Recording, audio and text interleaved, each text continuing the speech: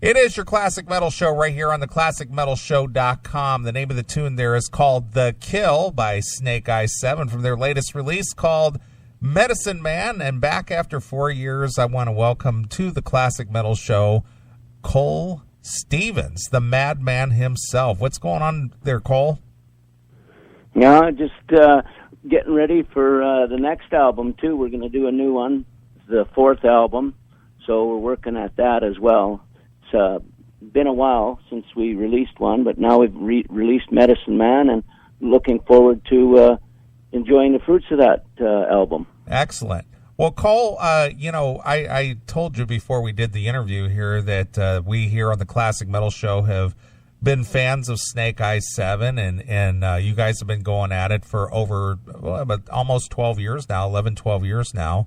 And this is your 4th release, and, they are a long time in coming, but the record business, the music business isn't what it used to be where, bands, especially hardworking, active bands, would release an album maybe one a year or one every 2 years. But there's a 4-year stretch here since 13 Crows. Well, I tell you, made some plans, and what do you know, life got in the way. I've changed the members, and the rest of the guys, they've all went their way to do what they do and wanted to do, and I continued on my path here. Been dealing with some cancer stuff and some accident stuff and people and whatnot, so life just got in the way. Yeah, absolutely. Well, being in a band or an active band is hard work. I know. For us fans, it's entertainment for us, but for you, it's your job. And it's just like getting up every day and, going to work and doing what you do, because without churning out a new album or writing new music or going out to perform, you might starve. Yeah, that's right. And fans don't realize how much work goes into writing an album and getting it finished and all the hoops you got to jump through, but I enjoy the fact that the fans appreciate it, and they show it by letting us know, too. Sure. Well, I got to ask you something, Cole, and this is a subject that's near and dear to our hearts here on the Classic Metal Show. Both Chris and I have been in the radio business for over 22 years ourselves, and, we're no spring chickens either, and we were in the we're growing up in the heyday of rock and roll and album sales and CD sales and big concert tours and whatnot. But since the digital age and the internet and whatnot, it's no longer what it used to be, big multi-million-dollar contracts. No, it's not. Yeah, and tour buses and arena shows and whatnot. So being that things have got scaled down, even for some of the biggest acts in the world, what keeps you going to release a full-length album in this day and age? Just the love of doing it. I write songs and play guitar and have pals with me playing guitar and whatnot because I love it. And the guys I work with now love it too, like we're getting up on our age and everything, but still, I remember playing with guys back in the 80s, real good players and everything, and now they're all fucking plumbers or kissing their wife's ass, It's like, whatever happened to your playing? Oh, I don't do that no more. Well, why did you do it in the first place? It's for the love of it. From the very beginning, I always loved to play guitar and entertain, and I'll die doing that. Absolutely. Now, I got to be honest with you, Cole. I cannot say that I have actually known of Snake Eyes 7 out there playing. How many gigs a year do you guys play? I mean, where do you play? When do you play? And is it on a limited basis, or do you pretty much stay to the Canadian fans, or do you try to venture out to maybe the European shows or festivals if you get invited, or how does that work for Snake Eyes 7? Well, Snake Eyes 7 is basically a Canadian band. We do Canadian shows, but they're getting far and few between too. It's like you said, the business is changing to the worst. Like everybody that's written songs about you can't kill rock and roll or rock and roll will never die, I think they should look at it again, eh? But this new coming album here, our record company's got some stuff in line for us to go to Europe, and we're looking forward to that. And as far as America go, we've done a couple tours through America, but again, you know, like the arenas are not there anymore, and the clubs are getting farther and few between, and it's not economical. You know, it's people don't realize to carry around 5 guys and 4 other guys to do our show. We have a big show, right? It costs a lot of money. So if a club's not paying or there's no money in it for us, you know, it's hard and it's tough to get out there and play. Yeah, absolutely. So, you know, you're not the only one to voice that here on the show. I mean, we've talked to, you know, veteran artists that are part of, you know, bands, active touring acts, and they have the same complaint that it's tough out there for a band to get out and play live. And but you haven't allowed that to dissuade you for your love of music. You know, and the proof is in the pudding here with this latest release called Medicine Man. Yes. Well, I got to ask you. Go ahead. It's all for the love of it, and if you feel, for instance, a guy wanted to play with me once. I said, "Well, what do you play?" He says, "I play everything." Well, I play this kind of style of music. That's what I love. That's what I eat and breathe. So I think I don't want to play with you because you're not that kind of guy. You know what I mean? Right. And those kind of guys that kind of fade away or get a gig at, you know, the local steakhouse. But it's for the love of it. And this style of music is everything. I've had my hands in writing all of the albums and a lot of the music and whatnot. And all the guys that I've worked with, I bless them all. They're great guys. I enjoyed working with every one of them. But change, you know, just came naturally, right? And Snake Eye 7's not going to go away. Right. Well, a guy that we had on the show here was also part of another Canadian band that is actually a personal favorite of mine. They were never big here in the States, and they had some... You know, they had some minimal success. I'm talking about the band Kickaxe. You had Victor Langen in your band for a while, and yes. What happened with him? Where did he go? Well, he went back with Kickaxe. Him and I have known each other from way back in the '80s, and we always wanted to do an album together. So I was ready. You know, I said, "Hey, Victor, you know, come on, let's do one." And we got a hold of Danny, and Johnny's a long old-time friend of mine and drummer, and we took a stab at it. And then Kickaxe started touring again, so he had to go on his way. Sure, absolutely. Well, tell us a little bit about this Medicine Man release. You know, maybe point out a few things about it that you want the fans to recognize, or maybe something that you're particularly proud of. Well, you know, Neely, it's a strong album. There's not one song that I pick out more so than the rest. It's beautiful from the beginning to the end, and there's a lot of feelings and everything put into this one.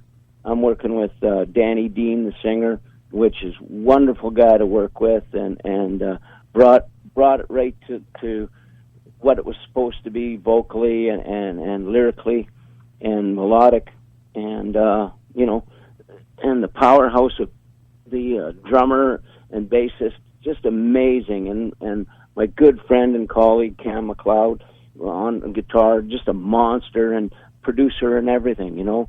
So when you're listening to the album, you really gonna enjoy every song. If you like this kind of music, this is your fucking record. I'll tell you right now. You know, from start to finish, it just hammers.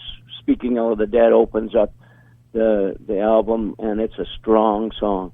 Then we got Can You Hear Me Calling, and then Medicine Man, the title track, and we go into The Kill, and so on and so forth.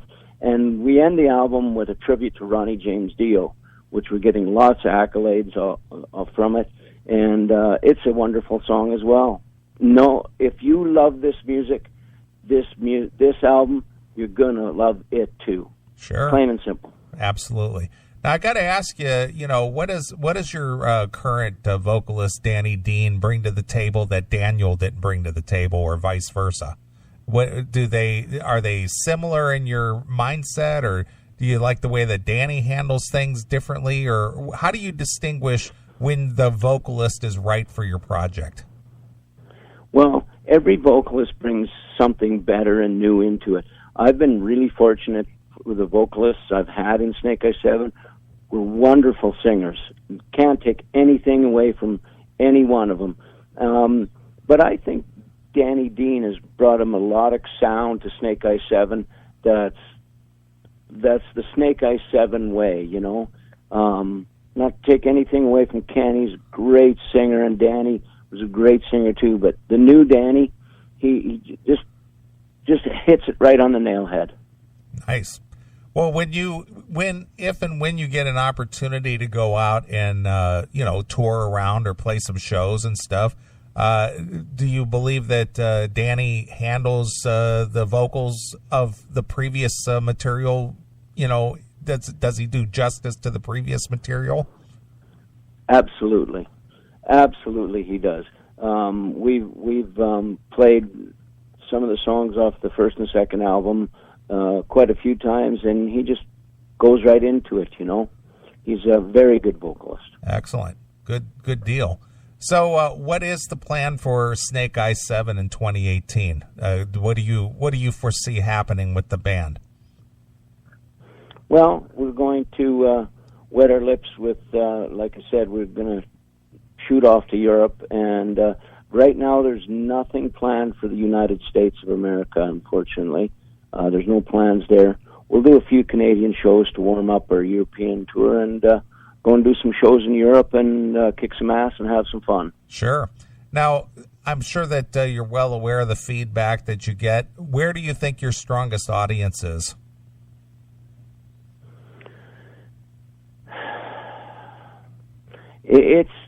It's the same for everywhere, I would say. There's not one place that, like you said a little bit before, the music industry and the music business is kind of slow, and we get, I answer fan mail all the time and emails and stuff, and I watch the comments and everything on videos, and we have about, I don't know, 10 or 15 videos on YouTube for the fans that want to watch them. But the feedback's about the same all around, like the States and Europe and Canada. Just a tiny bit more in Canada. Sure. Now, what is your favorite music distribution platform out there? Are you a fan of YouTube specifically because of the video factor, or do you like other outlets like Google Play or Spotify, or do you have any opinion on any of those things? I don't really have any opinion on it. I will say that YouTube allows people to show off their thing, and it's inexpensive, and it's worldwide. So that's a good venue for music. For us, it's all been always YouTube and the videos, right? Like, it's really easy to put our stuff on the videos and do that. Right, absolutely. And videos these days are not as expensive to produce or shoot like they were back in the 80s, where a video would cost $250,000 to shoot a video. And in this day and age, you can use a GoPro and edit it yourself if you wanted to. Pretty much, yeah. You could do that if you're good enough at it. Sure. And like I say again, fans don't understand that, how much hard work goes into producing an album and getting it and, rehearsing with the band, and that's hundreds of hours, and then all of a sudden, with a click of a button, they can take the music for free. So while you're taking the music for free, how does that feed the performer, or even, hey, what the fuck, I can't even afford strings because you're not buying my music, you're just stealing it. So I don't know. I got a different opinion about that. really changed, like you said. Yeah, absolutely. Really. The unfortunate part is there's not a whole lot you can do about it. I mean, No. the only thing you can do is just stop making music. Yeah, I don't know. That's not me. That's not the Snake Eye 7 way. Everyone that I worked with, we all love music. We all love playing music, and that's why I played with them. Sure. Because for the love of it. Right, absolutely. Well, you know, as a band situation goes, obviously the only way that you can really make any money is if you do go out there and perform live, and you can sell some merch and things like that. But you know, the unfortunate, but the downside for recording is that chances are you're not really going to recoup anything on the recording aside from maybe reaching a few fans who hadn't heard of you before and they dig a couple of your songs or something and maybe come out to see you if you come to their town. Yeah. Well, and like I said before, venues for performing are getting far and few between as well. So again, it's all for the love of it. Yeah, absolutely. So, Cole, who do you cite as some of your biggest influences in your life that gives you that thrill of going out there to perform or create new music? Well, I would say the earliest influence I ever had was Black Sabbath. Okay. I got turned on to Black Sabbath by my sister's boyfriend way back when. And then I went to Deep Purple, and 10 years after, he was, I liked him, that Alvin Lee guy. He was really something back in the day when I started playing. And then Queen came along, and things got a little bit funny, but yeah, Black Sabbath, Deep Purple, that kind of stuff. Love it. Yeah, absolutely. Well, obviously Black Sabbath was a huge influence in what we today consider heavy metal. They were, one of the hardest or the darkest of metal of the time, being that they started in the late 60s. And they went all the way up until almost 2 years ago when they finally called it a day. Were you happy to see them call it a day? I'm sure that you may or may not have seen some of the footage of some of the final shows that Ozzy and the boys did. But it definitely could not hold a candle to the early days. No, but you got to expect that, think about Ozzy and his antics, but love them, like they did what they do, and that's what they did, Even the solo stuff of Tony Iommi with like Glenn Hughes or something, Hughes Fused. I mean, you listen to that stuff, and Tony is. He plays what he plays, and he doesn't play any other fucking thing. That's what Tony Iommi is, and that's what you're going to get when you listen to any of that stuff, And Ozzy, too, stumbling around and singing with his voice, You expect it, you get it, and you got it. There's no fucking around there. Yeah, absolutely. That's what they are. Absolutely. Yeah. Well, I'm going Yes, and I got sorry. I got to tell you, yeah, I was sorry to see them call it a day. Always looked forward to the new album. 13 was just fantastic. Rick Rubin producing it, fantastic. Man, yes, I was sad to see that it was over for them. Yeah.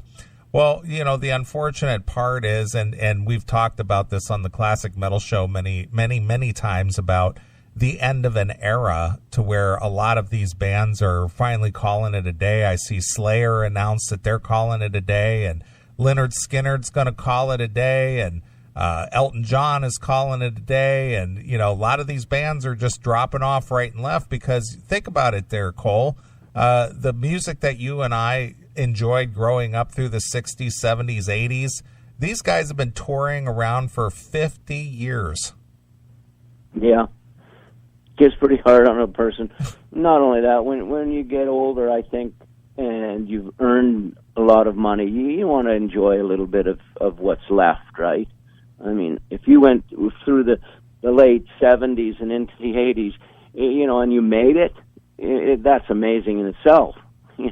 Everybody OD'd or crashed a car, it's like, and I think, and because of the fans not coming out anymore, like concerts are far and few between now, right? Right.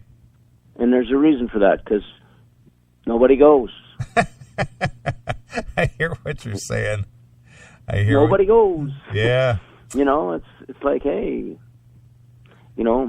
I'm really surprised Guns N' Roses did so well with their Get Back Together tour, but that's one of the big ones. It is one of the big ones, and there were other bands out there that are just a shell of what they used to be. AC/DC with basically Angus Young only being the sole member left to carry on if he's going to carry on that name, and it's a sad day. So you gotta know, Neely. It's you like guys like that need to know when to say it's done. But what does he know? That's all he knows, so that's what he's going to do, I guess. Yeah, absolutely. Well, thank God we've got the neighbors to the north, Snake Eyes 7, out there putting out great new music. Thank you very much. Well, Cole, what do you want to tell us about Snake Eyes 7, and what do you want to impart to the fans about this new release, Medicine Man?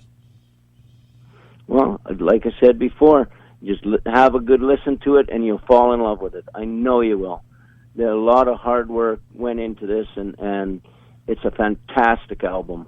We, as Snake Eyes 7, Cam did a great job, and the rhythm section, Mike and Eric and the vocalists, love them. They're great guys, great players, and it comes right through on all the tracks. And I got to say, Cam did a wonderful job again of producing it, and it's great. Excellent. We had that mastered by Mayor Applebaum, and it's got a lot to offer the fans. A lot. Sure. Well, if you have Mayor on board, it's going to be good. That's a good dude right there. Yes. Absolutely. Yes. All right. Well, if you want to check out Snake Eyes 7, they got quite a few videos out there on YouTube. Just search for Snake Eyes 7, and you can find a bunch of their videos out there. And you can go to their website as well at Snake Eyes with the number 7. Don't spell it out. It's snakeeyes7.com. And go check that out. And you know what? Spend a couple of hard-earned shekels and help these guys out, and pick up a copy of the latest release, Medicine Man. And if they do come to an area near you, why don't you go check them out and say you heard them here on the Classic Metal Show. Well, Cole, is that about it for you? You betcha, Neely. All right, man. Well, you're always welcome to come back on the show anytime and promote whatever it is you got going on there, whether it's Snake Eyes 7 or something on a individual basis. So anyway, again, the new Snake Eyes 7 release is called Medicine Man, and you can pick that up right now and go see the videos on YouTube. So as a tradition here, Cole, we always let the artist pick a closing song to take us out of the interview from the latest release and tell us a story about it. So what should we play? Okay, well, let's play What About Peace? Okay. And What About Peace is a song that was inspired by my wife, and in our hallway she had a picture of her doing the peace sign, and I said, whatever fucking happened to the peace sign? Everybody's flying the bird at everybody and mad and angry. Nobody does the peace sign. And I says, what about peace? Whatever happened to peace? So that inspired me to write that song. Excellent. All right. Well, here it is. This is Snake Eyes 7 from their latest release, Medicine Man, and this is What About Peace, exclusively here on your Classic Metal Show.